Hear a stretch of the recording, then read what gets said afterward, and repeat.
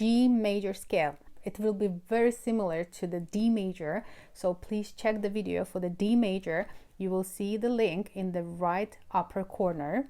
Practice it well so you don't struggle with your G major. G major. Before we start, let's revise the structure of the major.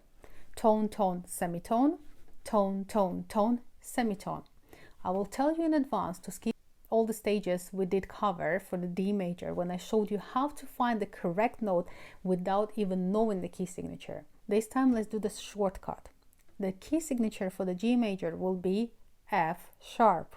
And because you already know the notes on your G string and D strings, let's try to find them all, naming the notes in advance and preparing the left hand in advance before you pluck. G major. Tone, tone, semitone, and I will stop after that. G, A, B natural. So you see we're skipping B flat, placing both fingers at the same time. Finger 2 and 3, they go at the same time on the string. And semitone, B and C. One more time. G, A, B, C. We need to find another tone, tone, tone, semitone. So the first tone from C will be D. Keep all the fingers on a string G. Cross with the right hand and do a good tunnel to ensure your D is ringing. That's it. Now first finger does cross until you find the right place, and then the other fingers on the G string, they go up, so lift them. Sit well on the E. F sharp, do you remember the key signature? That's why we're placing F sharp. Plus E and F sharp is the tone which we're looking for. And at the end was a semitone. One more time the whole scale. G, A, B natural, C, D. Keep all fingers crossed. E, F sharp, and G. Let's go backward.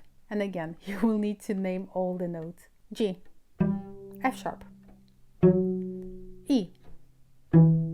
And when you are lifting the third finger, it goes together with the second finger.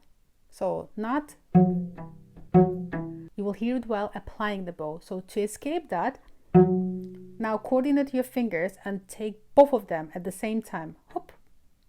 Good. And one more time from the G. F sharp.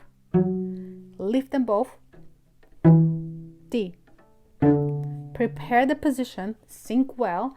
If you need a little bit more support with an elbow, give it. Bring it a little bit forward. Sink well. C, B. Again, same thing. You will need to lift 3 and 2 at the same time, going to the note A. The whole descending scale, starting from the top G. F sharp, E, D, C, B, A, G. Let's do one more time, G major, without comments.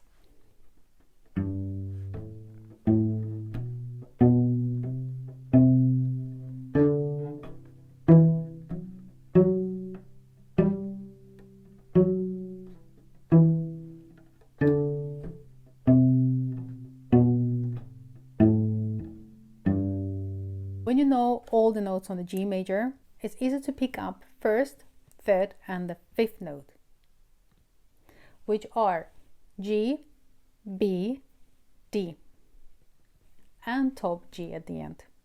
Try to find those notes before you play in your mind. Okay, G, B is here, open D, oh, and G with the fourth finger. Good. So you're working like a GPS, which shows you the road on the map before you drive. That will help you to avoid any mistake. And only thing you will need to care is intonation. But I will show you one hint how to make it perfect. Prepare the first position. Right. Lift the fingers, but leave them above the notes G, B. Keep the third finger because the next note is D, open string.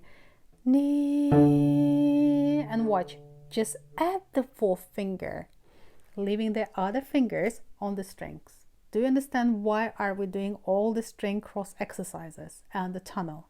Yes, those are combinations which will help you with your playing in the future. So one more time, D, adding the fourth finger, make sure it's standing well, and go back. G, D, B, which is already waiting for you. See, the third finger is waiting for you. And G. Let's go step by step. First, you must know your notes you're playing. So find them first. Second, try to find them on your fingerboard before you play. Let's call this part a GPS. 3, play and sing, but sing in advance, anticipating the next note. That will help you to understand, is your note in tune or out of tune? Plus, as we said, it's really hard to say yellow when you see red. If you know your fingerboard really well, saying B but playing B flat will feel awkward. Let's try it without any comment. G major arpeggio.